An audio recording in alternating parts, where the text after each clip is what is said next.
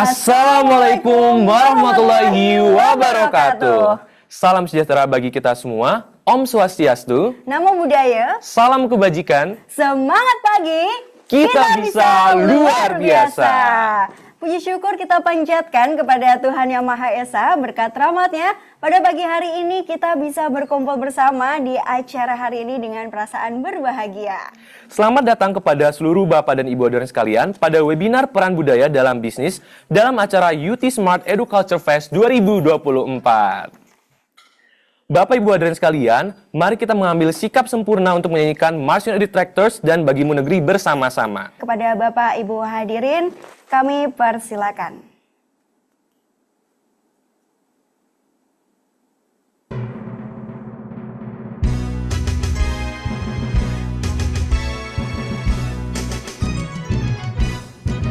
United Tractors milik kita, bertekad membangun bangsa terbaik dan terpercaya sebagai mitra utama.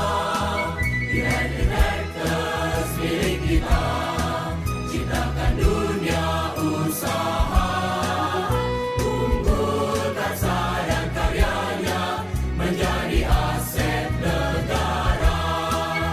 Pantang menyerah, bersama majulah untuk bangsa Indonesia. Pantang menyerah, bersama majulah, jayalah kita semua.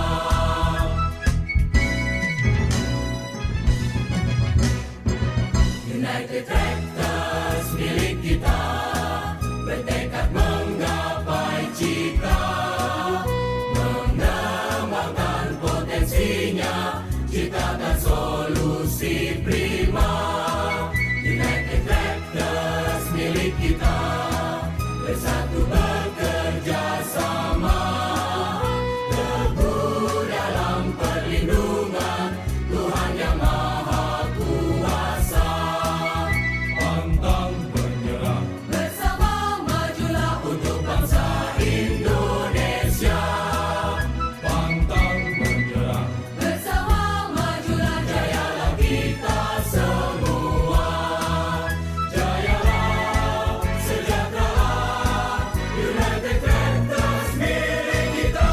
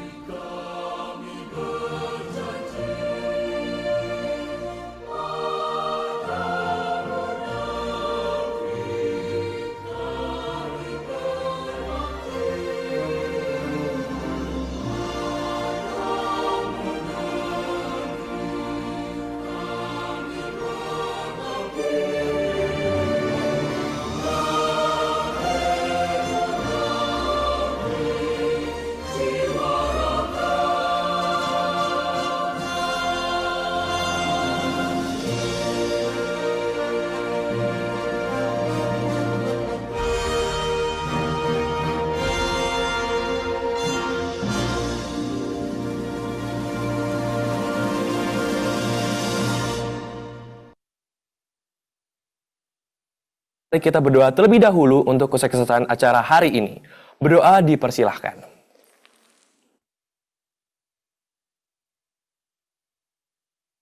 Terima kasih. Dan tadi kita udah panjang lebar ya Rio, tapi kita belum perkenalan nih. Bener banget, karena berhubung kita pakai baju adat dari Maluku nih Son. Oh, kita betul. coba yuk perkenalan pakai bahasa Maluku. Boleh, bareng-bareng ya. Boleh. Sio, beta pung nama Rio. Beta pung nama Sonia. Salam kenal. Oke, aku tuh biasanya tahu tentang makanan khas Maluku tuh Sonia. Kayaknya kamu serba tahu ya?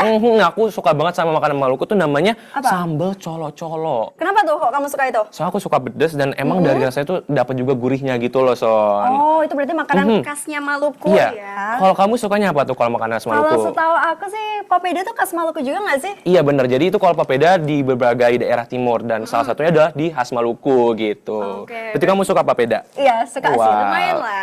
Biasa jajanan-jajanan di abang-abang gitu emang iya, enak iya, banget, benar mantep sih. ya kan? Nah, buat Bapak Ibu mungkin bisa nyobain apa tadi namanya? Sambal colo-colo Bapak Ibu sekalian wajib dicobain karena enak banget.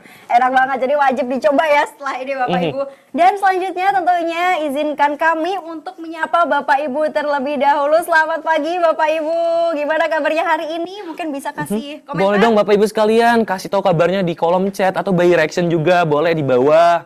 Langsung aja ya Bapak Ibu. Dan kalau kita lihat-lihat kabarnya pada baik semua ya. Terlihat dari kamera wajahnya pada sumringah. Semangat sekali ya pastinya hari Harus ini. selalu semangat Sonia. Dan juga kami informasikan Bapak Ibu untuk yang sudah bergabung jangan lupa untuk mengganti nama menjadi nama underscore divisi atau cabang atau site atau AFCO. Setuju Son, karena penggantian nama sesuai dengan format tersebut nantinya akan mempermudah kami untuk menghubungi Bapak Ibu sekalian yang akan menjadi pemenang hadiah dalam rangkaian acara pada hari ini. Betul, jadi jangan lupa untuk mengganti nama karena sayang banget ya kalau nanti misal dapat hadiah jadi pemenang tapi namanya enggak sesuai. Iya, jadi nggak dapat ini hadiah ya. Iya, hangus Bapak Ibu. Dan juga dimohon Bapak Ibu untuk mengganti virtual background seperti yang telah disediakan oleh panitia, bisa langsung diakses di kolom chat ya Bapak Ibu. Jadi bisa langsung diganti namanya, kemudian virtual backgroundnya juga. Betul sekali. Tunjukkan pokoknya pesonanya di pagi hari ini.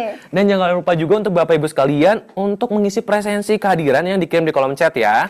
Dan presensi ini paling penting karena nanti akan ada sistem leaderboard peserta teraktif loh Bapak Ibu. Betul, jadi untuk nantinya Bapak Ibu yang aktif ya di dalam seluruh rangkaian UT Smart Educulture Fest 2024 ini bakalan dapat kesempatan buat menangin hadiah-hadiah yang pastinya keren banget, cuma modal ngisi presensi doang. Nah, untuk pengisian presensinya diharapkan Bapak Ibu mengisi dengan email yang sama untuk seluruh rangkaian acara UT Smart Educulture Fest 2024 ya. Betul, dan juga menginformasikan lagi Bapak Ibu bahwasanya Bapak Ibu hadirin bisa mengakses buku panduan UT Smart Educulture Fest 2024 yang dimana itu berisi seluruh informasi ya mengenai Betul sekali, rangkaian Sonia. UT Smart Educulture Fest 2024. Jadi bisa langsung diakses di kolom chat juga sudah lengkap Bapak Ibu.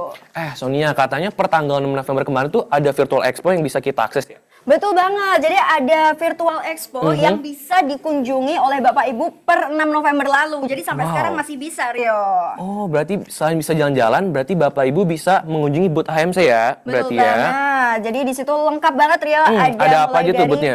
PT United Tractors Tbk, terus ada PT Pama, ada PT Agin Corp, kemudian ada Komatsu Remanufacturing Energy sampai Patria dan pastinya keren-keren banget. Keren-keren banget. Dan kamu tahu nggak sih Son, kalau di UT Smart Educulture Fest 2024 ini juga ada sistem leaderboard loh. Jadi Bapak Ibu sekalian bisa saling berlomba supaya masuk top 10 leaderboard. Dan juga nanti 3 leaderboardnya itu ada leaderboard webinar, leaderboard games, dan juga leaderboard presensi booth Bapak Ibu. Oh, jadi nanti di masing-masing leaderboard itu bakalan diambil 10 top ya pokoknya. Jadi top 10 di setiap leaderboard tuh ada Bapak Ibu. Jadi Iya. dimohon untuk nantinya bisa rajin untuk mengisi presensi dan juga mengikuti webinar. Jangan lupa juga kalau mengisi presensi harus email yang sama.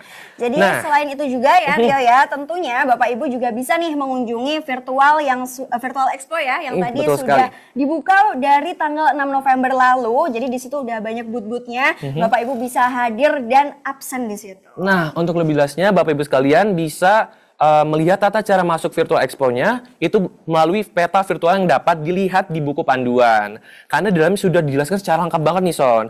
Jadi jangan lupa untuk langsung cus ke virtual expo-nya Bapak Ibu.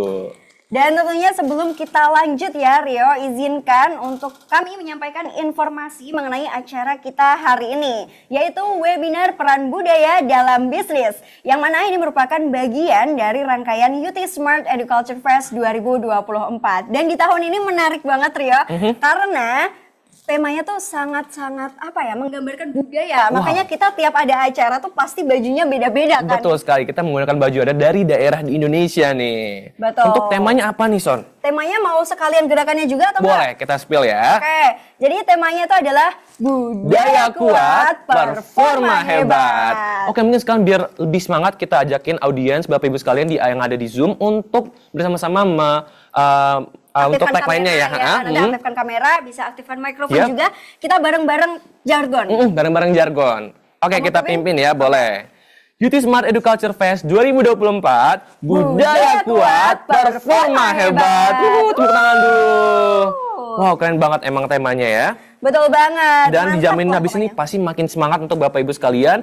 Dan Sonia, nggak berasa ya acara UT Smart Educulture Fest 2024 ini sudah berjalan hampir 1 bulan loh, Son. Betul, nggak kerasa. Dari Iya. tanggal 21 Oktober sampai ini udah hampir tanggal 22 November ya, Rio ya. Sisa 1 minggu lagi kurang lebih. Betul, Dan jadi- pada hari ini juga bukan hanya ada sesi pagi nih, Son, tapi ada sesi siang. Oh, wow. Sesi siang itu adalah acara sharing core value customer. Betul sekali. Dan nanti di tanggal 15 November, Bapak Ibu, juga akan ada webinar peran AMC, PT Pama Persada, serta webinar pameran pendidikan yang pastinya nggak kalah informatif. Wow, dan puncaknya nanti di tanggal 22 November akan ada webinar pameran pendidikan dan webinar peran budaya yang membahas tentang kepemimpinan eksklusif, dilanjutkan dengan acara closing sebagai penutupan acara UT Smart Educulture Fest 2024 loh, Son. Wah, banyak banget ya rangkaian acaranya 1 bulan loh. Harus aktif pastinya ya Bapak Ibu. Dan pastinya ini nggak cuma banyak nih, dan itu pasti menarik dan juga seru-seru semua dong, Son. Tapi by the way hari ini kita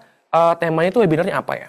Temanya di webinar kali ini Rio, temanya tuh adalah topiknya ya, ini lebih topiknya. Jadi mengungkap keinginan tersembunyi pelanggan menggunakan etnografi sebagai alat strategis. Wow. Jadi dengan topik tersebut nantinya kita bisa bersama-sama nih memahami gimana sih etnografi ini bisa mengidentifikasi pola perilaku pelanggan sehingga ini nantinya bisa mendukung pengembangan strategi pemasaran dan juga layanan yang lebih tepat sasaran. Supaya apa sih? Tentunya supaya bisa mendukung kolaborasi dan juga produktivitas bisnis dong. Wow, keren banget ya pembahasannya hari ini. Nah, tapi ya Son, webinar kali itu spesial banget nih. Karena kita bakalan ditemani oleh tokoh yang sangat ahli dalam bidangnya. Jadi kita akan ditemani oleh Profesor Amalia M. Maulana yang merupakan guru besar tetap pada bidang marketing dari Binus University. Dan selain itu juga Rio, Prof. Amalia ini juga menjadi ahlinya dalam etnografi sebagai brand consultant dan juga etnografer pada Ethnomark Consulting nih Rio. Wow, keren banget ya. Aku benar-benar amazed dengan experience-nya Prof. Amalia.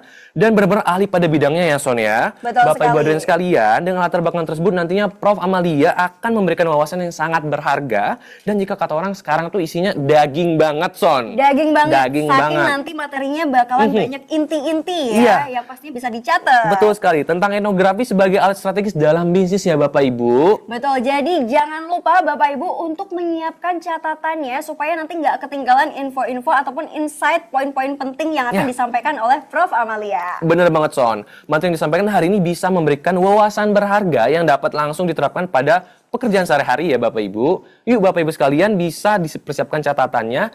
Dan hari ini karena emang spesial banget, aku mau kasih surprise nih buat Bapak Ibu sekalian. Tapi pertama-tama aku mau ajak kamu serta Bapak Ibu sekalian untuk pindah tempat nih. Pindah tempat kemana tuh? Oke, kita siap-siap Bapak Ibu ya. Kita bakalan lompat di hitungan ketiga ya. Oke, lompat nih habis Yuk, ini. yuk, boleh. Oke. 1, 2, 3.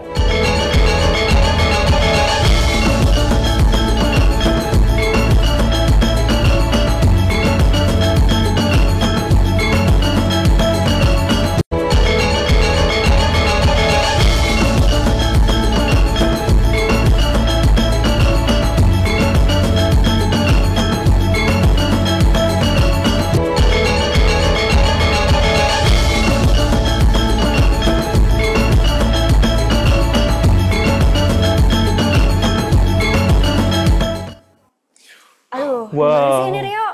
Kita Gimana kayaknya ya? udah beda alam nih, beda Spesial alam. banget, Iya kita dong. udah di mana ya? Gimana sih ini? Jadi kita udah di tempat spesial dan juga karena narasumber kita juga spesial, so. Oh, jadi ini yang kamu bilang spesial itu. Spesial banget. Baik, kayaknya Oke. aku udah gak sabar juga Pasti nih Bapak Ibu sekalian udah pada kepo nih dan juga kita langsung panggilkan aja narasumber kita. yaitu Prof. Amalia M. Maulana. Selamat pagi, Prof. Selamat pagi, Prof. Silakan duduk, Prof. Silakan duduk. Gimana nih Prof kabarnya di pagi hari ini? Alhamdulillah sehat banget. Gimana Mbak Sonia sama Mas Rio? Alhamdulillah sehat juga, Ibu. Spesial banget nih bajunya. Iya, jadi kita mengangkat adat Maluku ini, Bu. Namanya apa tuh kalau baju ini? Waduh, sepertinya namanya kurang tahu ya Iya, Bu, kurang tapi tahu, memang Ibu. dari Maluku. Maluku, Ibu. Oke, gimana Ibu? Hari ini sarapannya apa aja?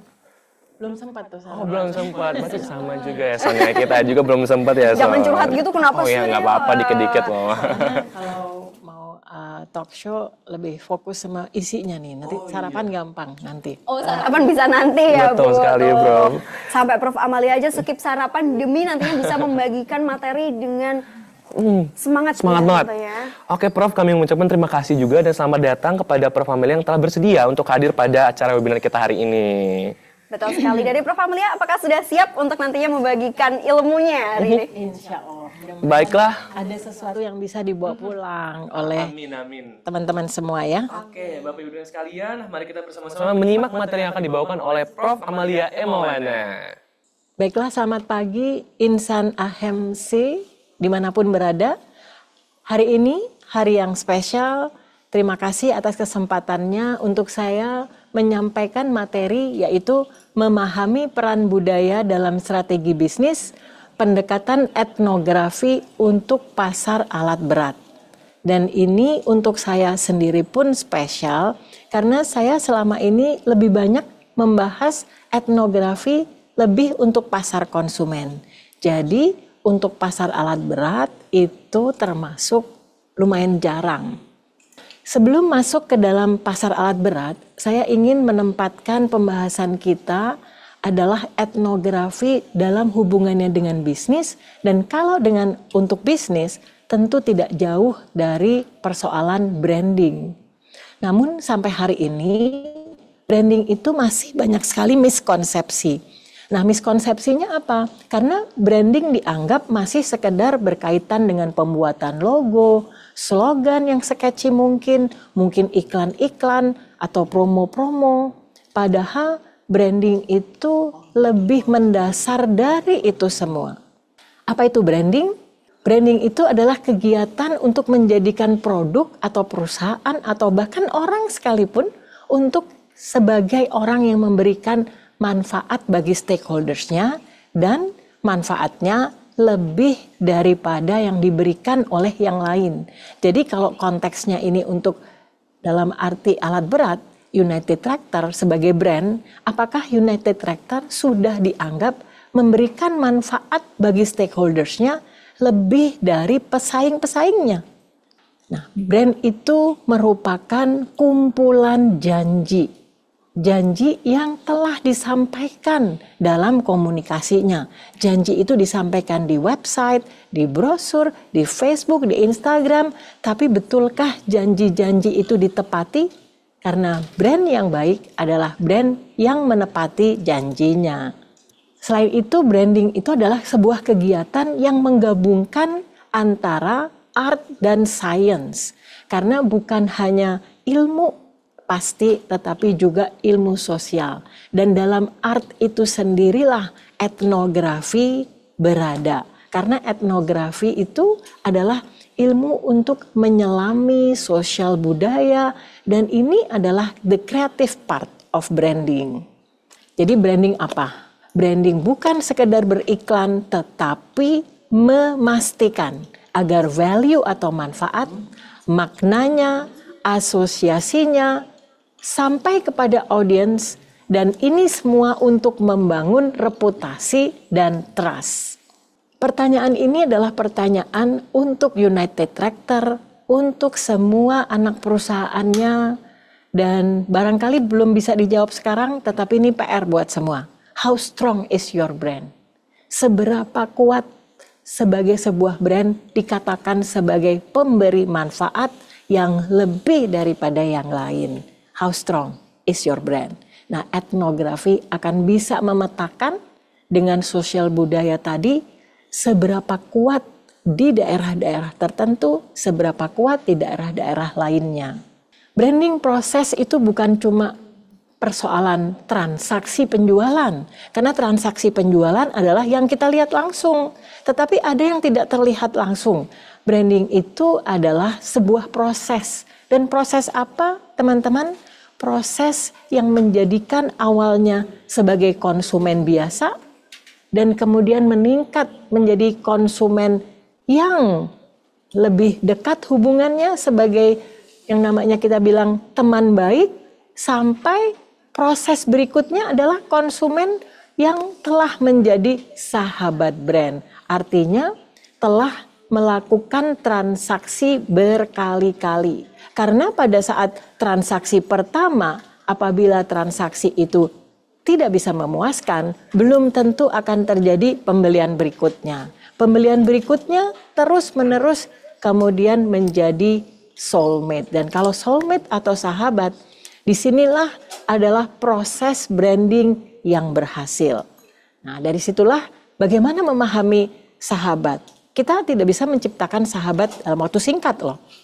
Teman biasa gampang carinya. Teman baik belum tentu mudah.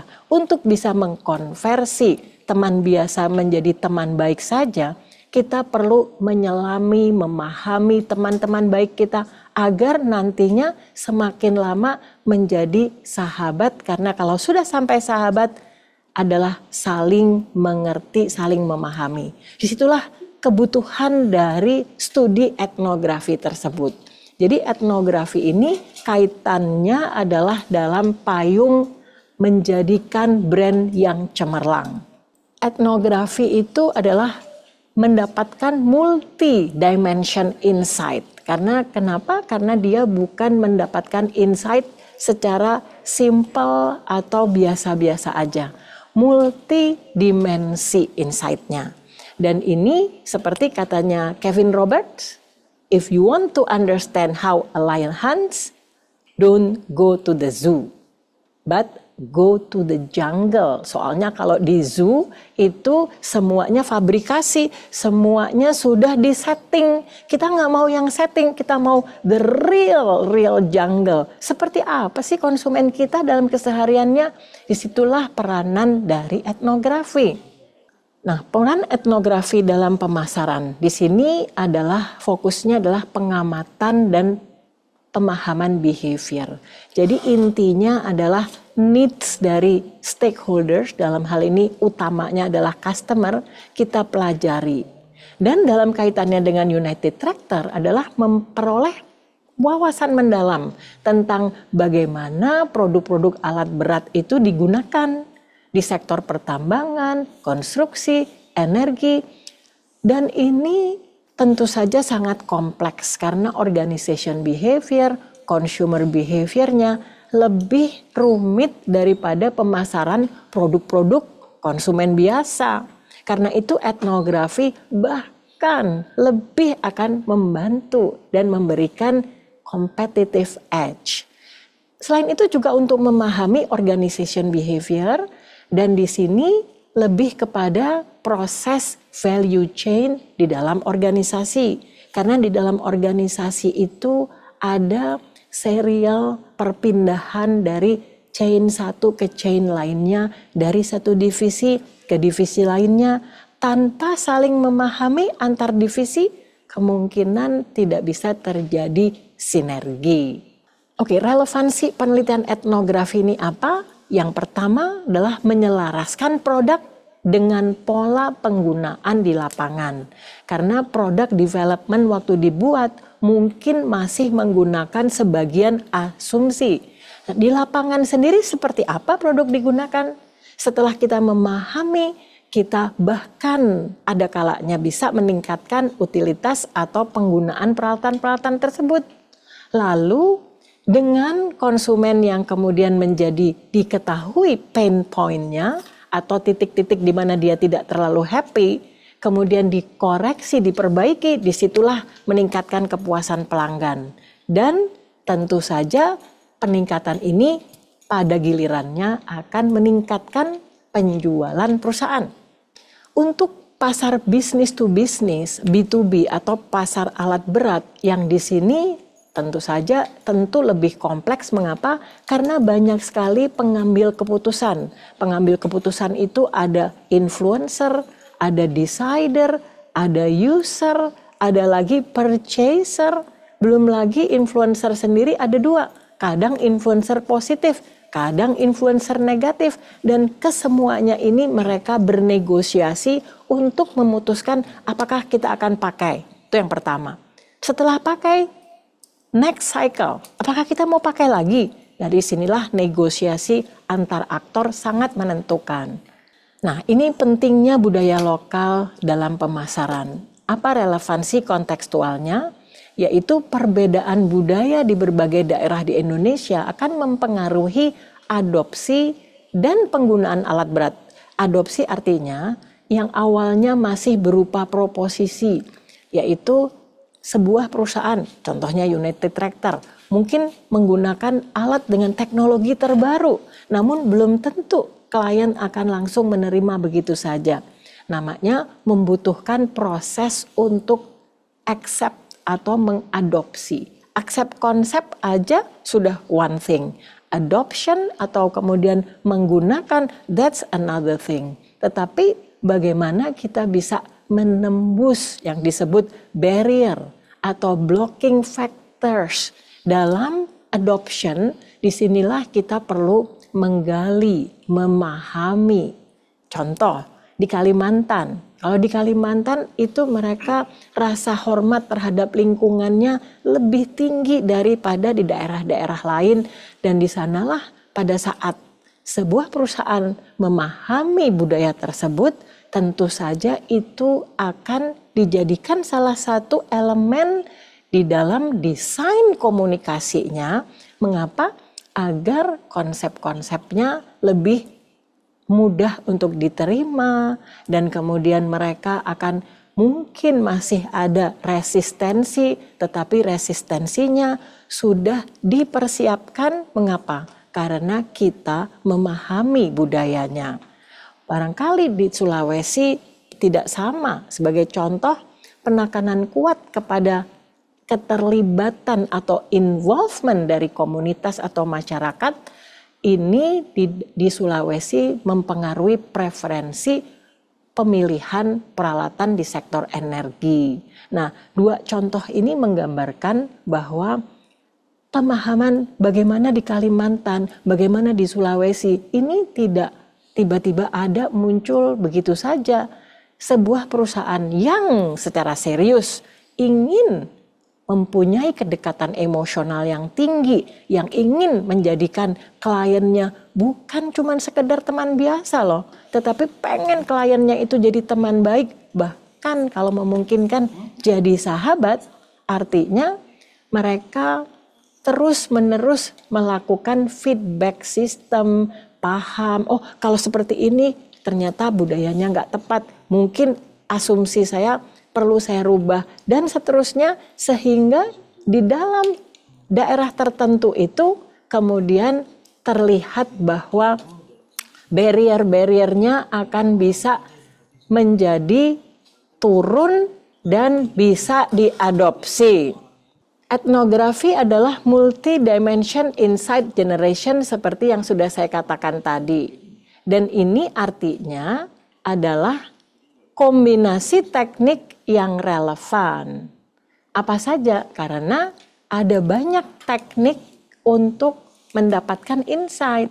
Jadi bukan hanya dengan satu teknik saja. Seperti yang banyak dilakukan di berbagai perusahaan, kalau sudah pengen mendapatkan insight, melakukan serial interview saja. Atau melakukan serial focus group discussion saja. Dan menganggap itu sudah cukup. Karena kadang dikatakan ke saya, Bu, saya sudah fokus grup loh Bu. Bahkan di 10 kota dan di masing-masing kota 3 fokus grup. Saya menyampaikan 30 fokus grup belum cukup. Kenapa? Karena hanya satu teknik. Mungkin tidak harus fokus grup sebanyak itu. Itu pemborosan energi, pemborosan uang, dan pemborosan resources lainnya. Karena itu kita harus melihat kombinasi teknik apa yang perlu digunakan tidak hanya dengan fokus group, tetapi Kalau kita approach-nya kualitatifnya etnografi, selain fokus group mungkin untuk awal menggali kira-kira insight-nya ke arah mana, kita perlu datang langsung, yaitu yang di sini di dalam list ini ada yang disebut day in a life of a customer atau shadowing. Pernahkah kita pengen tertarik, saya pengen ikut kalau mekanik itu lagi melakukan proses perawatan misalnya di klien. Seperti apa perjalanannya? Nah, disitulah day in a life akan banyak membuka cerita-cerita tentang yang disebut customer pain atau customer gain. Karena customer pain dan gain itu kadang tidak disampaikan saat interview. Kenapa? Bahkan mereka sendiri kadang lupa bahwa mereka ada masalah. Jadi masalah itu baru terdisplay saat sedang berlangsung. Ada kalanya seorang ibu yang ditanya tentang proses memasak, ada kesulitan nggak dengan produk baru ini? Misalnya ini tepung bumbu, apa ya? Mungkin akan belum bisa tepatnya apa, tetapi pada saat datang langsung, day in the life of a customer, di dalam setting kitchen atau dapur tersebut, si ibu sedang memasak, kita bisa langsung melihat. Kira-kira di titik mana ibu merasa kebingungan. Banyak ibu-ibu yang kemudian hasilnya tidak memuaskan, ternyata setelah diobservasi apa yang terjadi. Tidak membaca petunjuk pemakaian dengan baik. Apalagi alat berat, bisa dibayangkan. Kita udah ada di brosurnya kok, kita ada di website lengkap, semuanya tinggal dibaca. Betul tidak? Budaya Indonesia ini kadang-kadang membaca itu di skip-skip, istilahnya skimming aja, nggak detail. Nah, mungkin dalam istilahnya pemakaian alat berat, sesuatu yang akan kita temui di lapangan, disitulah kemudian akan teridentifikasi sebagai temuan etnografi. Kemudian kita harus melihat, mungkin perlu ada tutorial dalam bentuk YouTube, mungkin menceritakan langsung dan sebagainya. Ini adalah pada saat kita melakukan yang disebut multiple teknik, karena multiple teknik itu akan menjadikan temuan yang satu divalidasi dengan teknik berikutnya dan dilakukan teknik lagi. Dan di sini kalau saya boleh ini rule of thumb aja, itu minimal 3 teknik. Nah, setelah dilakukan check and then recheck and then double check, disitulah kita akan menjadi lebih confidence dengan insight yang dihasilkan. Kultur budaya ini ada 2. Sebetulnya stakeholders konsumen itu gimana ya? Internal dan eksternal. Ya, kita mulai dulu dengan yang internal.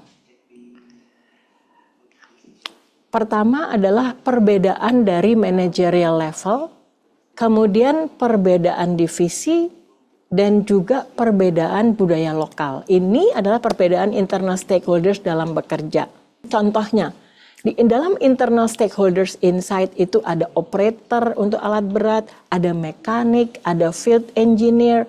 Di dalam kesehariannya mungkin mereka menggunakan jargon yang berbeda, bahasa yang berbeda, dan apakah berkomunikasi antar keahlian ini menggunakan bahasa yang sama? Mungkin harus disesuaikan. Contohnya di sini ada tadi ya, selain tadi operator dan sebagainya, ada juga yang di manajemen. Di manajemen itu ada marketing, ada R&D, customer service, finance, dan mereka semua memiliki KPI yang berbeda-beda. Karena itu kadang dalam mereka menyampaikan concern-nya belum tentu sama. Dan disinilah memahami KPI antar divisi, mereka itu sebenarnya apa tugasnya dan sebagainya akan membuat yang namanya friksi atau adanya perbedaan-perbedaan pendapat di internal ini bisa dikurangi. Jadi etnografi bukan hanya untuk memahami external stakeholders, bahkan untuk kekompakan tim di dalam itu juga sangat dibutuhkan. Kita punya ini kan slogan, moving as one. Wih, keren banget ya. One commitment, one spirit, one sinergi. Tapi betulkah ini sudah dihayati, dimengerti, dimaknai sampai menjadi way of life-nya para ini istilahnya apa tadi? Insan Ahemsi, ya kan? Kalau seandainya kita lihat ini sebagai sebuah simbol, pelaksanaannya itu yang kita terus harus telusuri, dan etnografi akan membantu untuk memahami ada gap tidak antara yang diinginkan dengan yang terjadi. Kalau kita lihat tagline itu keren banget, namun di daerah Jawa, di daerah Sumatera, di Kalimantan, mungkin di sana di Papua, apakah semua memahaminya dengan bahasa yang sama, dengan action-action yang sama? Itu akan dibantu pada saat kita menggunakan approach etnografi, memahami budaya setempat, sehingga ini tidak hanya sekedar jargon. Berat loh ini, jargonnya tuh luar biasa keren, luar biasa. Namun jangan sampai promises undelivered, ya kan? Bagaimana dengan external stakeholders? Nah, ini yang sebenarnya kritikal. Kenapa? Karena ada hubungannya dengan competitive advantage dibandingkan pesaing. Karena kalau kita bisa memenangkan pertandingan, hanya kita yang soulmate di klien, sedangkan pesaing kita mungkin hanya just friends, disitulah sebenarnya kekuatan dari studi etnografi ini akan menjadikan supaya semua yang dijadikan menjadi soulmate ini dilakukan dengan kaidah-kaidah etnografi. Ya, jadi pentingnya wawasan etnografis untuk adaptasi klien. Nih contoh lagi misalnya klien pertambangan di Kalimantan. Tadi udah disampaikan prioritasnya adalah konservasi lingkungan yang berdampak pada pemilihan peralatannya pun mereka akan berpikir peralatan yang mana ya yang bisa membantu tetapi tidak sampai mengganggu lingkungan. Nah, dari situlah kita tidak bisa menentukan sendiri karena kacamata kita berbeda dengan kacamata budaya setempat. Disitulah pemahaman dibutuhkan. Sektor energi Papua juga demikian. Mereka yang orientasinya pada masyarakat, mereka tentu akan memilih peralatan-peralatan tetapi dengan dampak lingkungan yang minimal. Nah, hal-hal ini yang akan membuat kebutuhan itu dipelajarinya secara utuh, tidak parsial. Kemudian di-decide alatnya ini saja, alatnya ini saja. Nah, dari situlah kita akan menjadi lebih mengerucut dan nantinya pada saat kita memasarkan produk, di situ lebih efektif dan efisien. Ya, jadi adaptasi strategisnya apa? Contohnya ada lokakarya kolaboratif di mana kumpulkan wawasan dari masyarakat lokal untuk adaptasi produk, juga kepekaan budaya dalam pemasaran, fitur-fitur ramah lingkungan, kemudian fitur ramah lingkungan itu juga disampaikan dengan bahasa komunikasi yang dimengerti karena bahasa-bahasa yang tinggi mungkin untuk orang setempat mereka akan melihatnya sebagai sesuatu yang wow, tapi mereka tidak mempunyai relevansi atau tidak relate dengan bahasa-bahasa yang tinggi tersebut. Sehingga kita perlu menurunkan sehingga barrier untuk adoption peralatan-peralatan itu menjadi lebih kecil. Nah, external stakeholders insight itu kita pelajari needs-nya, kemudian bagaimana setelah kita melihat pain points-nya apa. Jadi pain points itu yang seperti saya sampaikan tadi, kadang belum diketahui sebelum mereka betul-betul mengalami. Nah, pada saat mengalami, ada orang dari perusahaan yang ada di sekitar saya enggak? Kalau tidak, berarti saya mengalaminya sendirian. Apalagi ini peralatan yang harganya kan luar biasa mahalnya. Sehingga tolong bisa memberikan dalam arti sesuatu yang memberikan keyakinan bahwa saya tidak sendirian. Dengan adanya orang dari klien, artinya klien itu ada orang yang menjual produknya, melihat langsung tingkat kesulitan penggunaannya. Nah, dari sinilah kemudian equipment downtime atau keberagaman dari kebutuhan alat berat untuk different ini ya area atau medan yang berbeda itu ternyata harus ada adaptasi terlebih dahulu. Pain point itu harus dikumpulkan from time to time sehingga pemahaman konsumen di United Tractors itu menjadi lebih holistik. Jadi tidak partial, hanya generic information saja. Kalau generic information saja, berarti sama aja dengan yang di kompetitor. Yang di kompetitor juga tahu kok itu, mereka juga tahu. Tetapi pada saat kita mendalami pain points itu karena kita tadi day in a life, kita observe, kalau perlu kita shadowing dan sebagainya. Disitulah kita akan memahami jauh lebih tinggi dibandingkan pesaing gitu ya. Nah ini kan karena buying factors itu kan ujung-ujungnya adalah memberikan manfaat bagi klien. Kalau tadi di tingkat dia penggunaan alat, kita sendiri juga punya yang namanya external stakeholders, yaitu mereka para contractors, para operator, dan di situ kita harus paham dulu apa peranan mereka gitu ya, dan siapa mereka, apakah sebagai operator independen, apakah sebagai subkontraktor. Dan di sini challenge-nya adalah banyak yang mereka merasa ada kemudahan penanganan peralatan, kebutuhan dukungan waktu, dan juga akses ke suku cadang. Dan ethnographic approach kita usahakan untuk observasi di lokasi dan juga nantinya kita bisa memberikan customized training karena kita sudah memahami seperti apa pain points-nya. Etnografi, pemahaman kultur budaya, dan realisasi promises di titik moment of truth. Tadi udah tahu ya moment of truth apa? Adalah di titik di mana seorang customer yang awalnya hanya berada di benak yang namanya ekspektasi, tetapi mereka sudah merasakan, mereka akan mencocokkan apakah benar-benar dideliver sesuai janji, sesuai ekspektasi. Di titik itulah disebut MOT atau Moment of Truth. Ini saya baca di internet dan di internet itu luar biasa, bagus banget digital presence dari United Tractors, congratulations, bagus. Saya bisa baca banyak hal, gak usah tanya. Dengan panitia saya sudah bisa membaca sendiri, kemudian saya menjadi lebih mengerti. Contohnya di sini dikatakan certified mechanic. Nah, di sini kan United Tractors menyediakan mekanik kompeten yang memiliki kapabilitas, keterampilan, serta pengetahuan teknis dan seterusnya. Artinya apa? Ini yang baca bukan hanya saya, tetapi your potential clients akan membaca ini. Dan berarti ini sudah diberikan sebagai janji.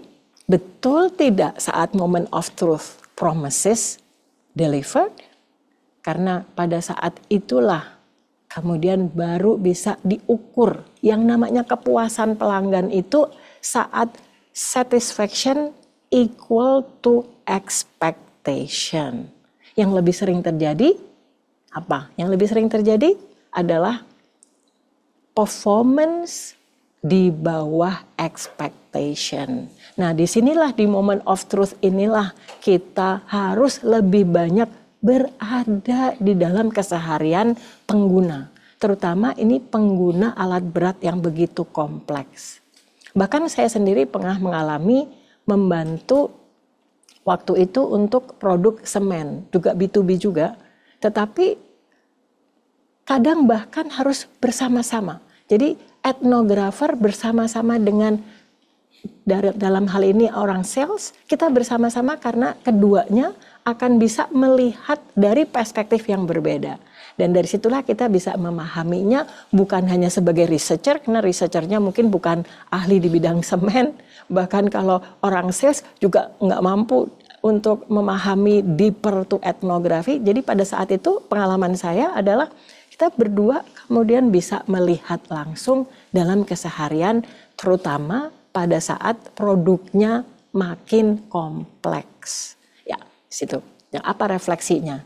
Kemudian di situ adalah kebutuhan untuk training. Jadi pada saat membuat kurikulum dan juga menyusun delivernya nanti seperti apa, itu bisa didapatkan dari pemahaman moment of truth. Ya, jadi bukan hanya hard skills saja, tetapi soft skills. cara berkomunikasi dengan customer di daerah yang berbeda. Apakah kita langsung to the point, langsung ke inti permasalahan, atau tadi basa-basi dulu seperti saya tadi kan di sini saya basa-basi dulu dengan Mbak Sonia, dengan Mas Rio, karena ini adalah pemahaman budaya Timur. Kita nggak langsung to the point kan. Nah, tetapi bagaimana di daerah A dengan daerah B? Tentu saja ada ekspektasi dari mereka. Mereka senang sekali pada saat kita memahami mereka. Barulah kita bicara bisnis, gitu kira-kira. Di sini juga sama. Ada pendekatan etnografi yang seperti apa? Kita bisa melihat banyak sekali di Facebook, di Instagram, di website, itu iklan-iklan dari produk-produk United Tractors. Nah, di sini semuanya tentunya perlu dipelajari moment of truth-nya. Next. Ya kan? Di sini. Ini kan secara produk cukup kompleks, tetapi tentu saja untuk orang-orang yang berada di dalam keseharian produk ini mereka mengerti. Namun kesulitan itu akan bisa terungkap. Nah, karena itu etnografi seperti buku saya, sebenarnya itu buku pertama saya. Dulu buku pertama saya di tahun 2007. Itu judulnya Consumer Insight via Etnografi, mengungkap yang tidak pernah terungkap, gitu kira-kira ya. Nah, dari etnografi itu yang dulunya selalu kenapa ya salesnya di sini kok kurang terus gitu. Padahal kita udah do many things. Nah, siapa tahu dengan etnografi di situ akan terlihat hal-hal yang tidak terlihat. Ya, ini juga sama. Saya kira kita baca sendiri ya di sini berbagai iklan. Terrealisasi nggak sih sebenarnya apa janji-janjinya ini dan degree of satisfaction-nya. Nah, ini case study, ada 2 case, saya cepat aja ya karena waktu. Yang pertama, ini namanya Fuse. Ini dari perusahaan agriculture, jadi teknologi berorientasi petani untuk berbagai pasar. Nah, ini memahami kebutuhan petani yang berbeda di seluruh dunia melalui observasi langsung. Dan karena sudah mempelajari di berbagai, bahkan bukan hanya berbagai daerah, kalau ini berbagai negara. Jadi AGCO ini sudah mempunyai pemahaman etnografi dan bahkan mereka sudah adopsi cukup lama untuk mempelajari karena petani mempunyai karakteristik yang berbeda-beda. Di Indonesia, di Vietnam, mungkin sama-sama petani, tapi belum tentu mereka mempunyai seharian yang sama. Di sini disebutkan bahwa hasilnya mereka melakukan adaptasi regional terhadap Fuse tersebut. Jadi Fuse itu adalah Smart Farming Synchronized. Pada saat di Afrika mereka tambahkan fitur untuk tahan lama. Tetapi di Eropa mereka tambahkan fitur peralatannya harus presisi karena needs-nya itu mereka lebih mengarah ke sana. Ya, jadi di sini ada solusi pertanian pintar. Ya, saya kira itu ya. Saya kira kurang lebih bisa dibaca di sini tentang Fuse. Satu lagi, nah ini dari Bayer Crop Science. Nah, mereka mempunyai promise, solusi perlindungan tanaman dan berkelanjutan. Seperti apa? Salah satunya mereka itu karena berdasarkan kondisi lingkungan dan tantangan spesifik petani, mereka masuk langsung ke dalam kehidupannya. Sehingga mereka punya inisiatif global yang disebut Better Life Farming. Untuk petani kecil bisa dibayangkan kalau tidak menggunakan etnografi bagaimana mereka bisa mengimplementasikan itu semua, rasanya sulit sekali.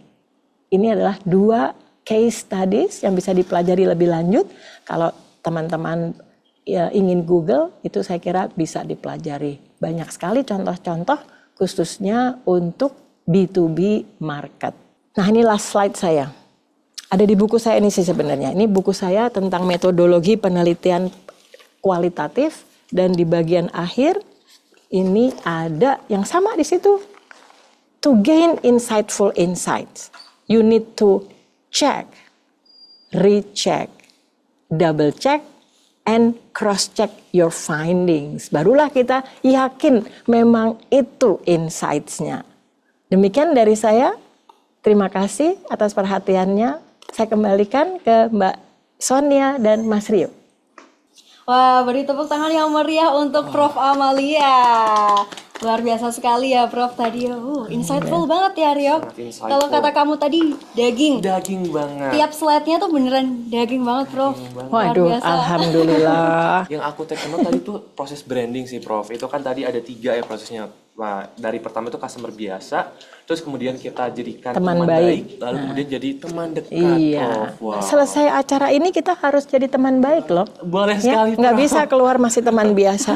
Harus best friend ya gitu ya. Kalau tadi sih apa kalau Belum kalau best friend mah. Oh, belum. Teman-teman baik dulu. Teman baik dulu. Kalau best friend tuh tingkatannya lebih tinggi, Lebih nggak bisa tinggi sekali ya. ketemu. Betul sekali. Good friend dulu sih. Friend dulu. Jadi luar biasa ya tadi just friend, terus good friend, terus baru Best soulmate. friend atau soulmate. Soulmate. Oh, luar biasa banget ya. Tentunya di sini setelah ini kalau tadi kita sudah mendengarkan bersama materi yang sangat luar biasa insightful, kita akan memberikan kesempatan untuk Bapak Ibu hadirin yang ingin bertanya nih secara langsung kepada Prof Amalia terkait dengan tadi mungkin abis nyatet-nyatet kira-kira ada pertanyaan bisa langsung disampaikan. Jadi yang ingin bertanya bisa langsung raise hand sekarang juga nih Bapak Ibu. Oke, Bapak Ibu sekalian yang ingin bertanya silakan gunakan fitur raise hand yang tersedia di Zoom chat. Dan atau bisa juga mengirimkan pertanyaan melalui kolom chat ya Bapak Ibu. Betul, jadi jangan lupa ya Bapak Ibu bahwasanya nantinya ini juga tercatat sebagai poin keaktifan juga loh ya. Betul sekali. Dan juga ada buku dari saya ada 2 buku. Yang satu ini terapan etnografi, kalau yang satunya adalah metodologi penelitiannya gitu. Nanti siapa tahu beruntung kan bisa dapat buku. Wow, Mbak berarti untuk Sonia. yang bertanya bisa dapat buku ya, bisa. Prof ya. Kapan lagi nih? Ayo Bapak Ibu silakan untuk bisa langsung raise hand aja. Kalau malu-malu untuk on mic maupun on cam bisa lewat komentar. Bisa.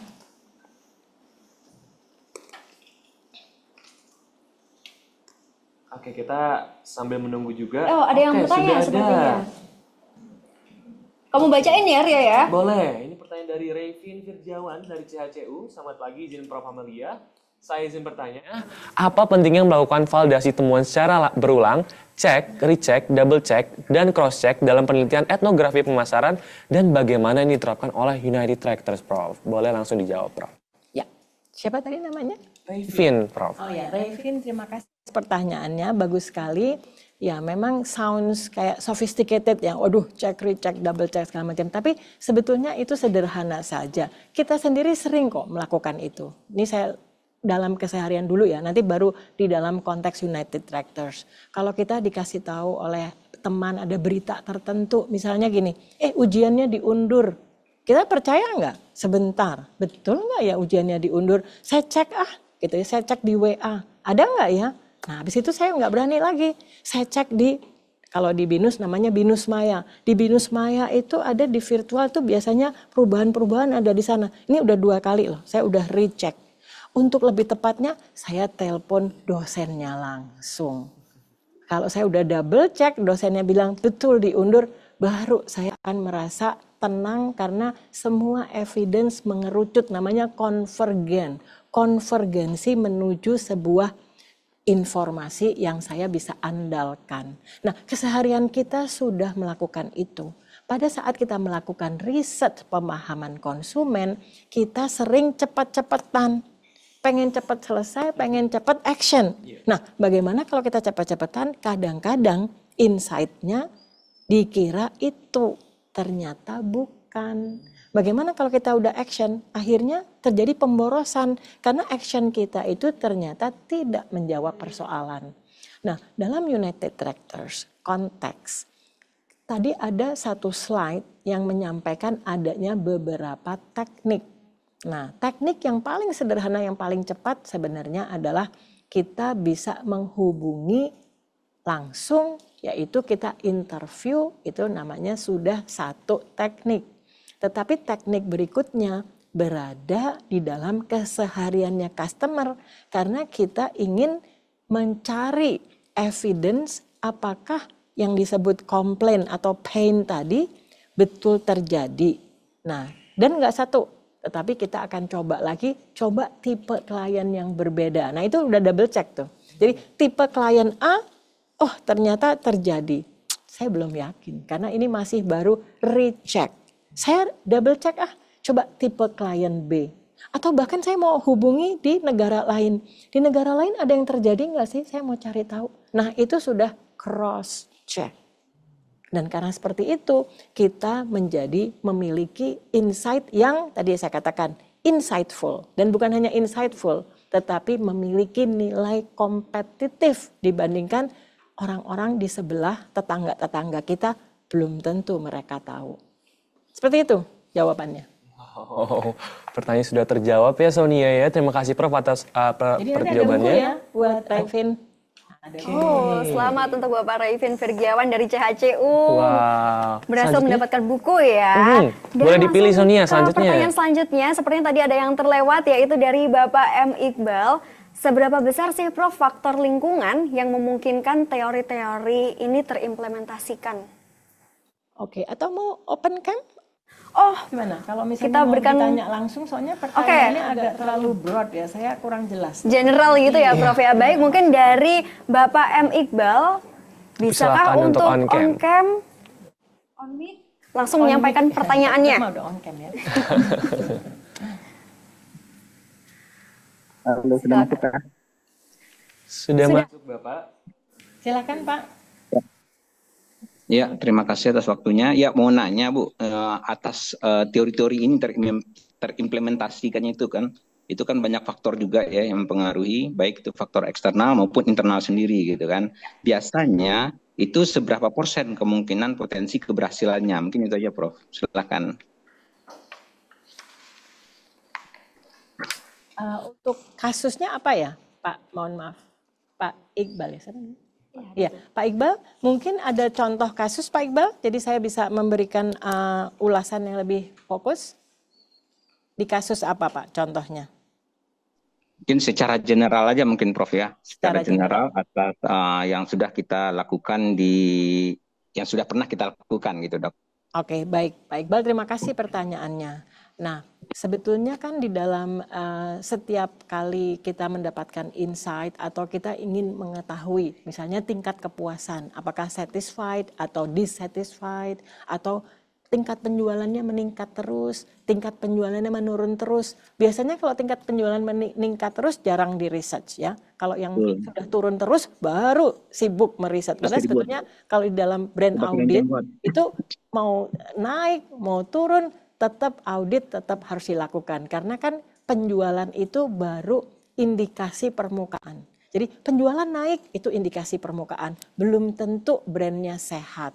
Siapa tahu ada faktor-faktor apa yang menyebabkan kenapa dia menjadi beli lebih banyak. Mungkin ada promo satu, atau mungkin karena ada faktor-faktor yang menyebabkan perilaku itu berubah. Nah, penyebab yang bisa kita dapatkan secara holistik, disitulah sebetulnya peranan etnografi. Karena kadang konsumen pada saat di research atau di survei, mereka menyampaikan hal-hal yang sifatnya ada di kepala mereka. Kenapa beli? Ya karena lagi diskon, ya karena lagi murah. Itu kadang yang keseharian. Tetapi pada saat kita berada di alam mereka, kita akan bisa mengumpulkan lebih banyak faktor.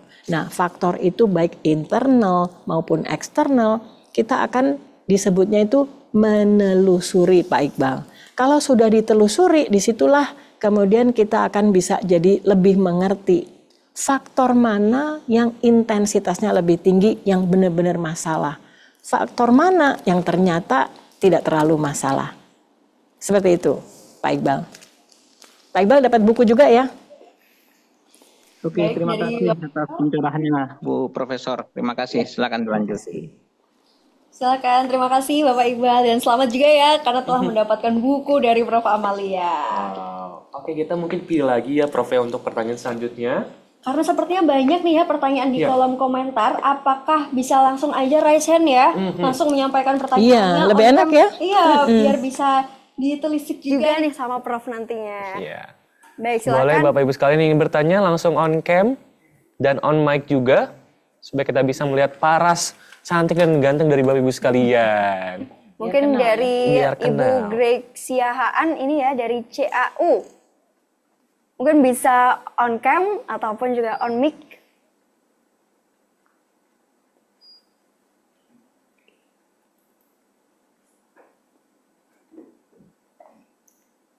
Wah, sepertinya nggak mau nih. Biasanya Iya. malu-malu kucing, Prof. Malu Kalau kucing seperti ya. ini. Dibacakan aja. Dibacakan saja ya. Sonia, silakan bacakan. Baik, ini pertanyaan dari Ibu Grace Yahaan dari CAU. Halo Prof, selamat pagi. Jika dinilai 1 sampai 10 penilaian Prof, posisi Yuti ada dinilai berapa dari sisi branding dan apa yang perlu diperbaiki Prof, atau bisa Yuti amati dan tiru lebih baik lagi dari brand-brand lain yang sejenis ataupun yang lain di dalam maupun di luar negeri. Seperti itu. Wow, kompleks pertanyaannya. Kira-kira saya bisa jawab nggak pertanyaan ini? Harus bisa jawab. Harus ya? bisa, Prof. Nah, ternyata saya tidak bisa menjawabnya langsung karena kalau saya bisa jawab langsung berarti saya itu namanya ahli nujum. Ahli nujum artinya saya membaca sesuatu yang belum bisa diketahui karena gini, ini membutuhkan riset loh, gitu loh. Pertanyaan ini perlu dijawab dengan research karena contoh kan branding itu disebut kuat itu di mana dulu? Di mata siapa? Kalau di mata saya sebagai stakeholders dalam hal ini narasumbernya Yuti, gitu kan? Saya katakan tadi, saya impress dengan digital presence-nya Yuti. Karena digital presence itu minimal pintu masuk, kalau ibaratnya mau ke toko itu window shopping dulu kan, window-nya itu keren, saya pengen masuk deh, saya pengen masuk ke dalam. Nah itu yang namanya penilaian sebagai narasumber, gitu kan. Nah tetapi Yuti itu multiple stakeholders, ada klien, ada partner, ada government, ada banyak sekali stakeholders. Nah pertanyaan ini perlu di breakdown menjadi pertanyaan di tiap stakeholders apakah kuatnya sama, dan saya nggak yakin. Karena kayak gitu harus dilakukan audit terlebih dahulu, how strong is your brand di mata stakeholders A. How strong is your brand di mata B dan seterusnya. Dan rapotnya harus ada minimal, kalau kayak naik kelas tuh minimal 6. Kalau minimal 6 aman. Tetapi kalau ada yang 10 tapi ada yang 5, watch out. Karena sebenarnya disitulah peranan etnografi adalah untuk memiliki pemahaman kekuatan brand juga. Seperti itu jawabannya. Mohon maaf saya tidak bisa menjawab secara utuh, tetapi kalau dari kacamata narasumber saya katakan I'm impressed gitu ya. Itu paling tidak sudah punya nilai untuk di dalam proses selanjutnya, karena saya langsung merasa sudah terkonvert nih. Dari tadinya just friend, hari ini saya merasa sudah jadi teman baik karena panitianya sangat baik, sangat ramah. Ini juga contact person saya nice. Itu semua membuat saya menjadi naik dan itu adalah awalan kekuatan sebuah brand. Begitu mungkin ya. Bu Grace tadi ya? Iya. Ibu Grace. Bu Grace nanti dapat buku juga ya dari saya. Terima kasih, pertanyaannya bagus sekali. Terima kasih Prof untuk jawabannya. Selanjutnya kita bisa lanjut ke pertanyaan selanjutnya ya. Oke, selanjutnya dari Bapak Jajang Suryaman dari PLB. Untuk pertanyaannya, Assalamualaikum warahmatullahi wabarakatuh. Izin bertanya Ibu. Yang pertama, bagaimana budaya perusahaan atau kebiasaan kerja di sektor distribusi alat berat mempengaruhi keputusan customer dalam memilih merek atau jenis alat berat tertentu? Dan yang kedua, apakah pendekatan etnografi dapat membantu dalam memprediksi tren jangka panjang dalam pasar alat berat, terutama di sektor-sektor yang sangat terpengaruh oleh teknologi dan regulasi baru, Ibu? Oke, mungkin yang pertama dulu, Prof. Tanya dulu Pak Jajang. Ya, Oke, Pak Jajang, terima kasih pertanyaannya. Nah, memang berbeda dengan keputusan di produk konsumen ya. Contohnya kalau kita mau menetapkan, oke kita mau beli roti merek apa nih, gitu ya. Putusannya nggak terlalu rumit ya. Mungkin hanya antara saya dan istilahnya anak saya, kalau dua-duanya udah setuju ya udahlah kita beli merek apa gitu. Merek mungkin kita sekarang rotinya bukan sari roti lagi ya, mungkin kita naikkan sedikit ke tulaju gitu ya, gaya ya. Tapi yang jelas itu nggak rumit keputusannya. Tapi pada saat kita mau memutuskan bahwa ini pasar B2B dan alat berat, itu sebenarnya di dalam organisasi ada yang namanya buying team. Jadi ada yang namanya buying team, dan buying team itu mereka duduk bersama di dalam memutuskan apakah kita mau beli produk ini atau tidak. Satu function namanya adalah initiator. Initiator itu siapa yang pertama kali membawa berita bahwa ada produk baru nih dengan teknologi hebat. Pembawa berita itu disebut initiator. Gitu. Dengan initiator, berita itu sampai ke perusahaan. Tetapi yang kedua, fungsi berikutnya namanya influencer. Influencer akan menangkap berita tersebut dan menyampaikan bisa dua arah. Wah, itu bagus banget, saya udah baca. Ada influencer yang bilang, sepertinya kita nggak perlu deh, tetangga sudah beli dan itu tidak berhasil. Nah, ini jadi ada dua tipe influencer. Setelah itu ada yang disebut user. Nanti yang bakal pakai siapa di perusahaan ini? Saya harus tahu, nanti kan saya yang pakai. Kalau yang saya pakai, saya juga harus punya suara untuk menentukan. Nah, itu yang disebut user voice. Kemudian ada lagi decider. Kadang decidernya belum tentu di tingkat user. Bisa tingkat yang lebih tinggi, bahkan kadang di finance, kadang juga di product development, dimanapun. Tetapi di dalam organisasi ada role tersebut yang mana fungsinya setiap perusahaan itu belum tentu sama. Menurut pengalaman saya B2B etnografi yang pernah saya lakukan, ada satu organisasi di mana decidernya adalah plan manager. Dia yang namanya decider. Tetapi ada organisasi lain yang setara sebenarnya. Kalau dari luar kelihatannya semua yang nentuin orang procurement. Kenyataannya belum tentu loh. Nah, disitulah etnografi di dalam B2B adalah menelusuri yang disebut interaksi antar aktor di dalam buying team. Sehingga kita bisa menjelaskan sebetulnya siapa-siapa saja aktor-aktor, mungkin nggak perlu namanya, tetapi divisi mana di perusahaan ini yang bakal menjadi tadi decider. Tapi ada influencer, ada initiator, ada user, dan juga ada yang disebut procurement, atau procurement itu nama lainnya purchaser. Purchaser itu belum tentu sama dengan user, karena ada user yang nggak boleh beli sendiri, harus melalui proses tender atau procurement. Dan yang terakhir, yang keenam, misalnya ada 6 roles in the decision making process in B2B. Berat ya dibandingkan B2C. Kalau kita mau beli minuman mah langsung beli-beli aja, ya kan? Kenapa? Karena itu low risk gitu. Hubungannya kalau resikonya rendah, keputusannya pasti cepat. Kenapa? Salah nggak apa-apa, besok beli lagi, ya. Atau minum nggak enak dibuang, nggak boleh ya. Ya, tapi yang jelas itu gampang gitu. Tapi begitu B2B, keputusan itu dampaknya berat, besar, dan mahal. Akan mempengaruhi banyak dalam proses pekerjaan. Karena itu negosiasi antar aktor dalam buying team itu sangat menentukan. Dan apakah kita yang mau jualan paham itu atau tidak? Oh, kita ketemunya cuma sama procurement terus, ya kan? Atau kita ketemunya cuma sama orang yang usernya terus. Kita nggak tahu di belakang sana terjadi negosiasi yang kita know nothing about. Nah, itulah di situ B2B dalam etnografi itu bukan hanya untuk memahami bagaimana alat berat itu digunakan. That's like, it's just normal ethnography. Tetapi B2B dalam decision making process itu yang paling akan membuat kita mengerti di mana blocking factors di dalam organisasi. Sehingga kalau mereka ada keberatan itu berada di divisi mana.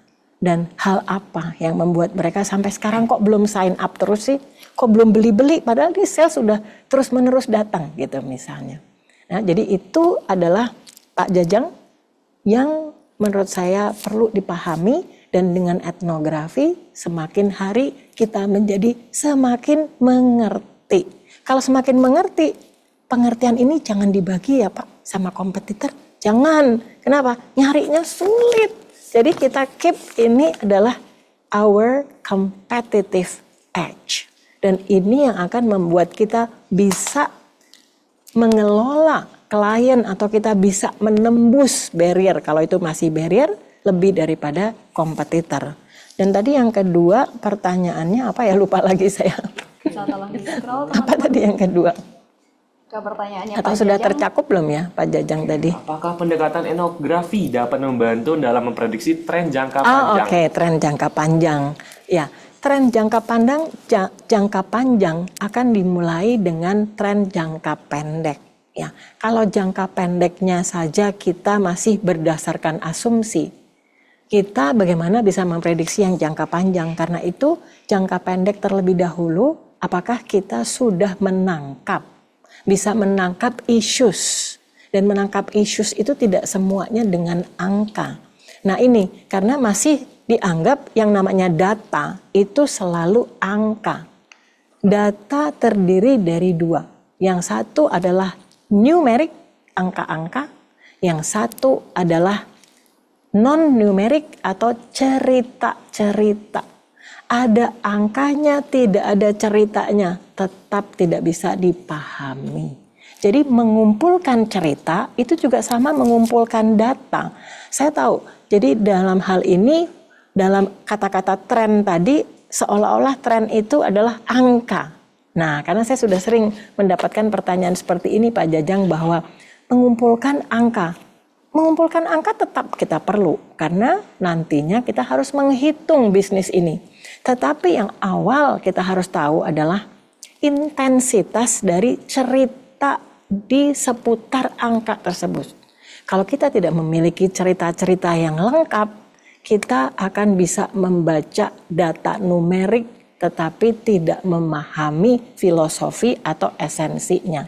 Jadi sekali lagi, kumpulkan angka dan kumpulkan cerita. Dan cerita melalui apa? Melalui etnografi sosial budaya. Gitu. Iya. Baik, dari Pak Jajang, apakah sudah Pak Jajang menjawab juga dapat ya? buku loh, jangan lupa disampaikan. Nanti Pak Semuanya Jajang dapat buku kah iya, ini, Bu? semua dapat buku. Wow.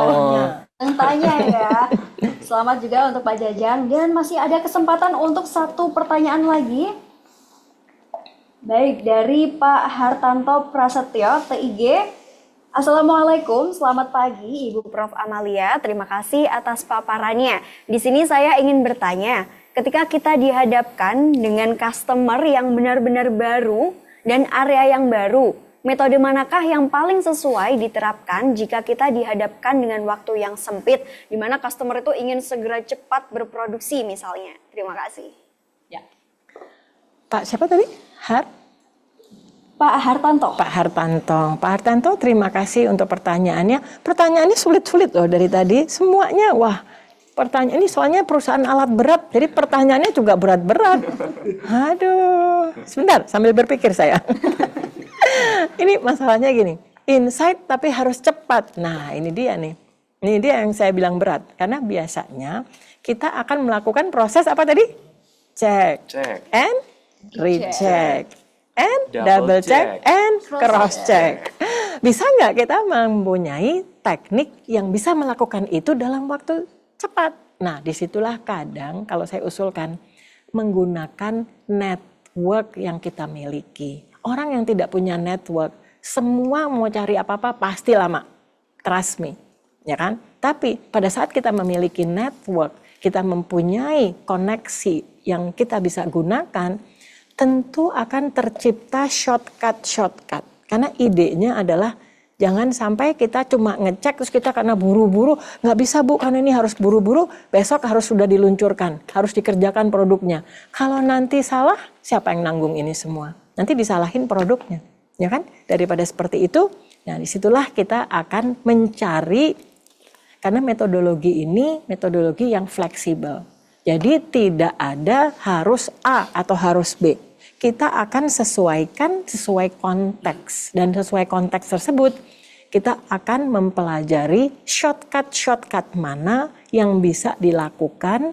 Dan kalau kita memiliki hubungan baik dengan misalnya, bukan dengan perusahaan tersebut, tetapi perusahaan rekanannya misalnya. Nah, kita bisa akses melalui sayap kanan, sayap kiri, gitu kan? Kita biasa gitu kan, kalau kita minta apa-apa ke ibu nggak dapat, kita langsung bilang apa?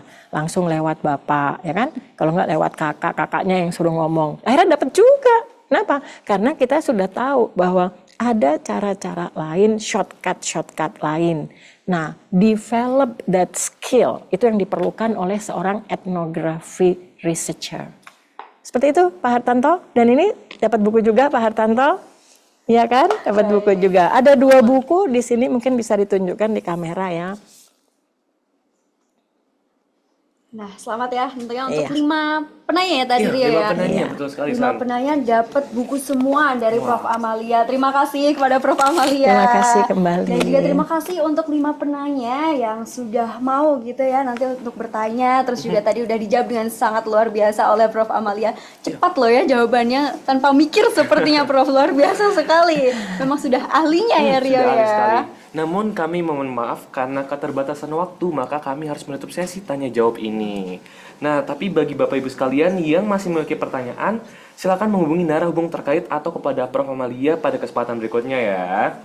Boleh ikuti YouTube channel saya, Prof. Amalia Update, juga IG Prof. Amalia, atau juga LinkedIn, terutama mungkin untuk para profesional. Di LinkedIn saya sering membagikan juga branding solution.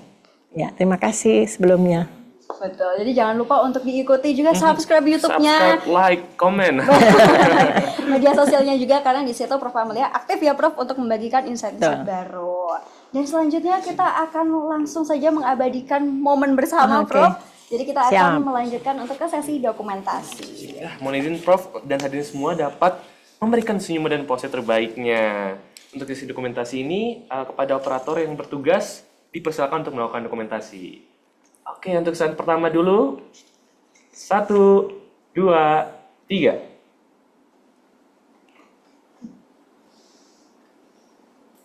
Kemudian untuk saat kedua, 3, 2, 1, Yuti. Yuti. dan saat terakhir, Saat terakhir, Bukan money gitu. 3, 2, 1. Cheese.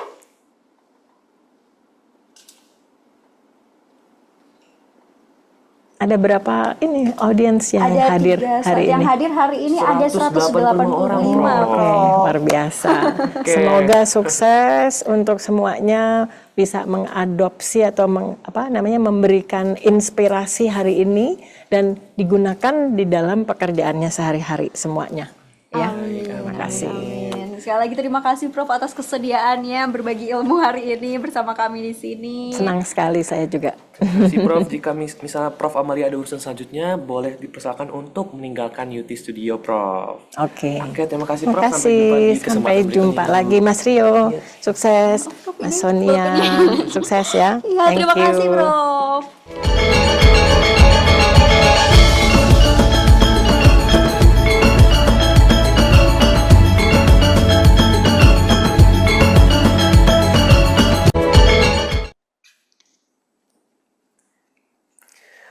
Wah, Kita kayaknya udah balik lagi ya ke alam kita sebelumnya. back to nature nih, Son. Iya. Betul sekali. Betul banget, Son. Ini kita jadi paham ya kalau misalnya itu dapat digunakan sebagai alat strategis untuk memenuhi pelanggan PT United Tractors dari sudut pandang budaya, kebiasaan, dan juga perilaku sehari-hari mereka, Betul Son. banget. Tadi dijelasin dengan sangat amat rinci ya. Mulai dari branding, awal mulanya, terus lebih apa ya? Spesifik lagi etnografi itu sendiri. Nah, bener banget, Sonia. Kita selanjutnya ada apa nih? Dan selanjutnya karena tadi kita udah dengerin sama-sama, kita udah fokus banget ya kayaknya otak Iya. kita diperas habis-habisan. Selanjutnya kita bakalan seru-seruan bareng nih Rio. Di apa? Sesi games. Oke, jadi bakalan seru banget seru ya. banget. Pada sesi games ini kita akan menggunakan platform Quizzes. Betul. Dan Bapak Ibu hadirin sekalian silakan untuk menyiapkan gadget dan juga laptopnya dan bisa langsung join ke Quizzes yang tertera pada layar. Betul. Sambil nunggu kayaknya aku mau satu. Oke, boleh. Silakan Sonia. Aku ambil ya. Boleh. Bisa juga klik tautannya Bapak Ibu sekalian yang ada di fitur chat Zoom. Wah, Ramai banget nih. alat keramat, alat keramat. Alat keramat nih. Untuk Bapak Ibu silakan jangan lupa juga untuk rename namanya ya. Betul sekali. Sama seperti nama yang ada di Zoom yaitu nama _ divisi, site, cabang atau AFCO.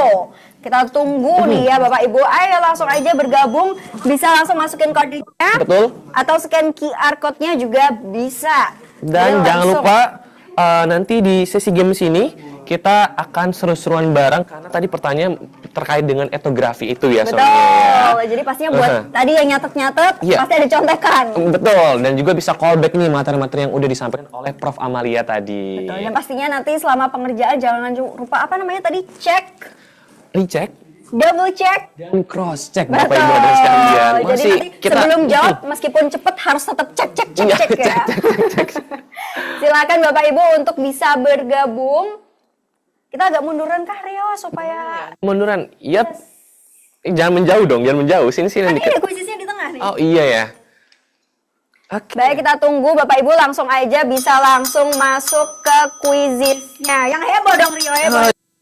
Dan jangan untuk nge-rename ya, karena sekali lagi kita ingatkan, misalnya nama formanya tidak sesuai, Betul. itu Bapak Ibu sekalian sayangnya tidak bisa mendapatkan hadiahnya Bapak Iya, Ibu sekalian. nanti hangus cuma Iya. gara-gara namanya nggak sesuai. Jadi langsung aja Bapak Ibu. Oke, apakah sudah ada yang bergabung dari teman-teman? Untuk codingnya jangan lupa bisa langsung dimasukkan ya Bapak Ibu. 7, 3, 2, 7. Seperti yang sudah tertera di layar. Kita juga bisa scan QR-nya. Wow, sepertinya sudah banyak yang bergabung ya Rio. Ya, Kita tunggu sampai berapa? Kita agak mundur deh kayaknya. Kamu agak ke sana. aku agak ke sini Aku ya agak berarti ya. kesini. Yes, betul. Kita tunggu ada 20 partisipan. Ayo, Bapak Ibu Jangan lupa sekalian. reaction-nya juga Bapak Ibu. Reaction zap zap zap. Zap, Zap zap. zap. Biasanya yang paling banyak tuh ini emot ini. Iya, iya. Reaction ini. Tadi tuh yang Zap, zap, zap. Ayo Bapak Ibu kita tunggu. Kita sepil boleh. kan mau kalah kalian ya kan. Semuanya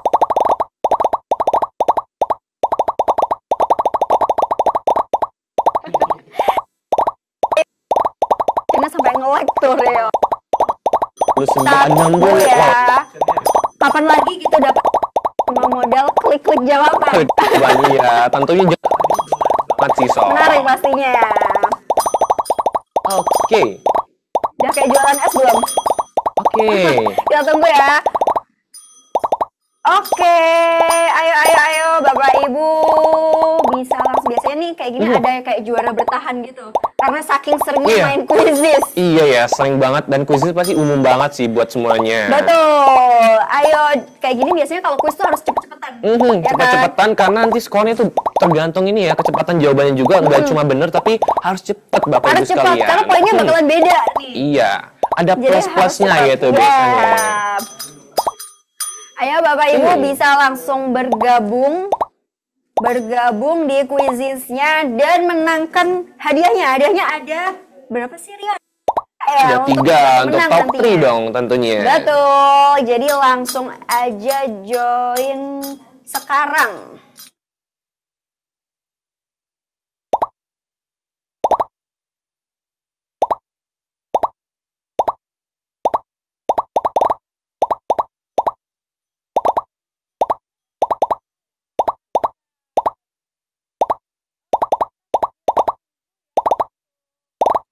Bapak Ibu bisa bergabung di kuisisnya, jadi langsung aja Bapak Ibu untuk kasih reactionnya juga bisa bergabung juga. Untuk yang belum bergabung di Zoom bisa langsung gabung juga di kuisisnya karena ini sepertinya masih berapa sih itu Rio? 52 partisipan. Iya, masih mau partisipan. Jadi bisa langsung masuk ke kuisisnya untuk yang belum bergabung karena sayang banget ya bener kalau banget, nantinya Sob. nggak bersaing di kuisis ini. Iya. Oke, Bapak Ibu sekalian, kita masih menunggu ini. Udah berapa partisipan? Oh, 52, 53. 52 ya sepertinya. Wah, kalau belum 100 nggak akan disepil Sayang Bapak banget Ibu. sih. Langsung aja buat Bapak Ibu bisa langsung join. Untuk yang belum join karena sayang banget nih ya kan Iya. Rio. Hadiah menunggu Bapak Ibu sekalian. Ayo semuanya kita join dan tentunya top 3-nya bakal dapat hadiah. Betul banget. Hadiahnya apa Tuh, sih? masih ada yang konsisten tuh ngirim-ngirim emot tuh. Ya sekarang kebetulan ini juga kayaknya masih awal bulan ya Rio ya. Banyak promo juga. Nah, Dan nanti kemarin 11. 11. 11. Betul, hadiahnya bisa dipakai buat ya belanja-belanja dikit lah ya. Cekot-cekot dikit. Cekot-cekot dikit. Tentunya di booth UMKM. Betul. Bisa Karena di check situ out. nanti bisa belanja secara virtual juga ya. Jadi silakan Bapak Ibu, sepertinya masih bertambah ya. Sekarang udah 54 partisipan. Kita tunggu sampai berapa sih Ria ini anaknya? Kita tungguin sampai berapa ya? Sampai berapa ya anaknya ya? Mungkin satu lagi Sampai nih, 55 orang 55 ya. orang nih. Ayo Bapak Ibu, satu lagi kita baru mulai nih.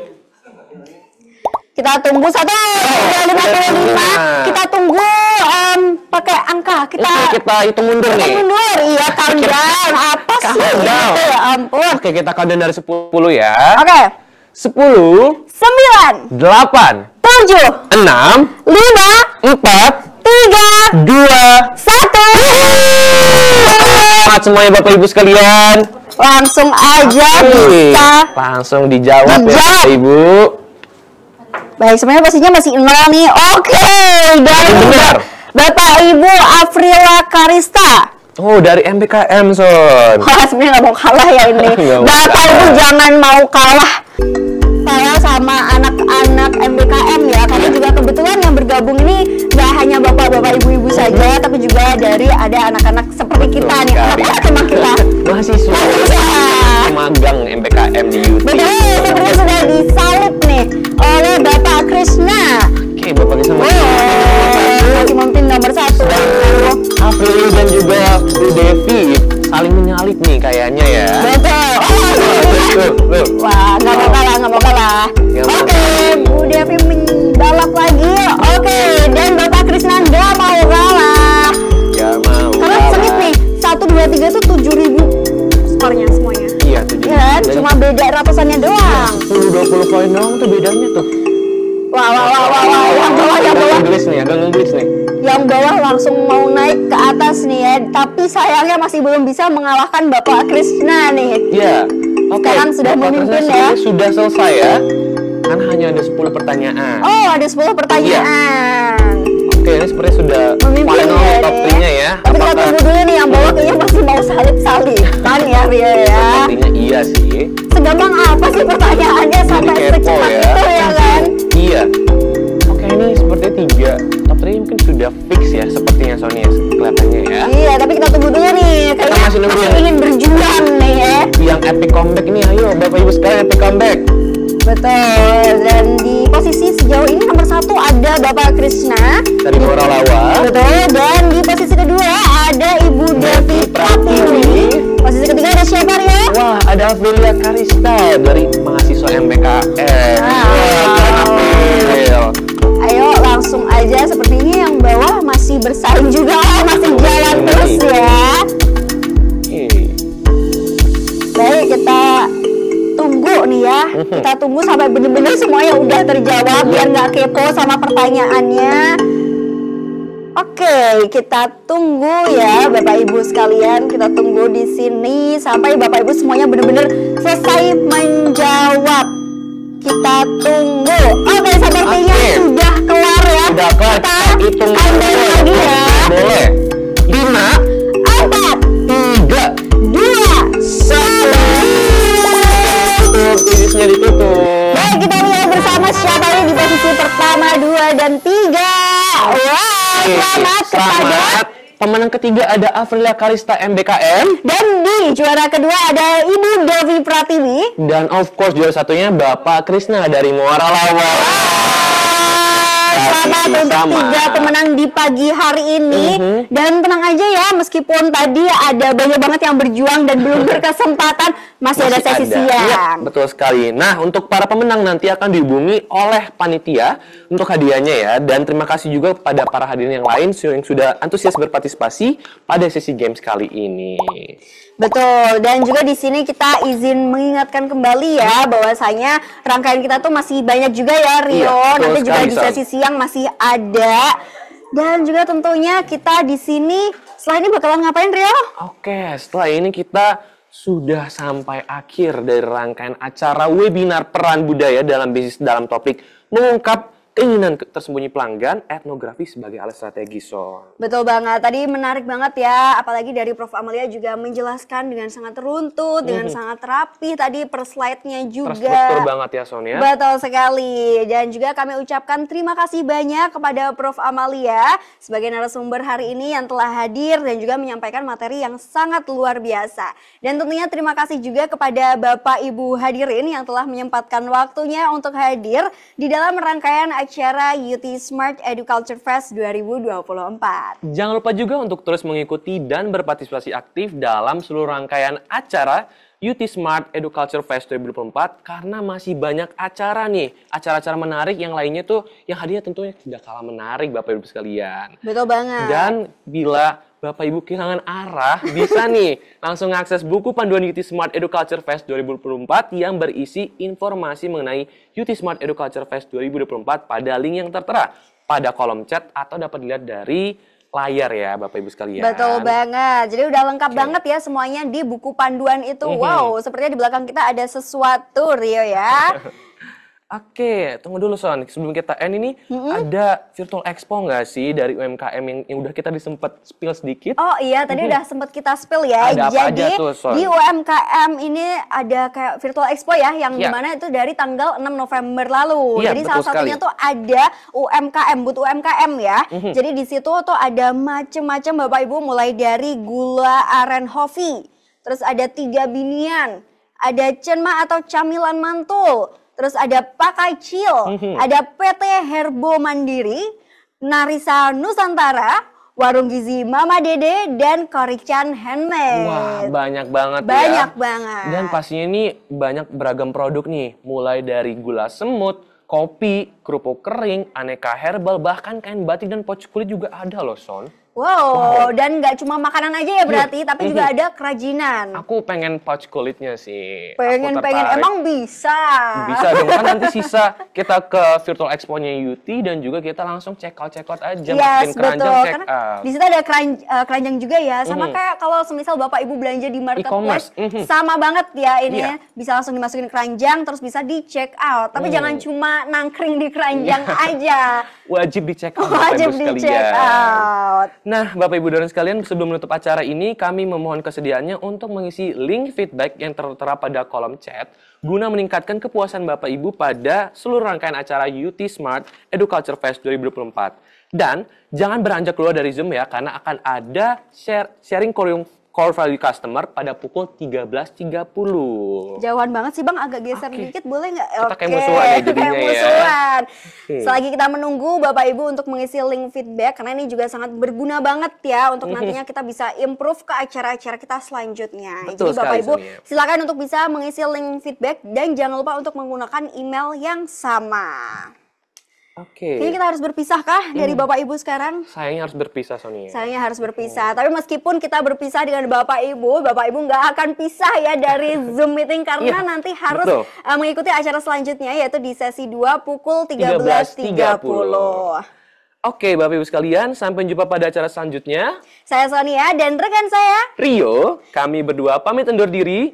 Terima kasih Dan sampai jumpa kembali. UT Smart Educulture Fest 2024. Budaya kuat, performa hebat. Wassalamualaikum warahmatullahi wabarakatuh. Dadah.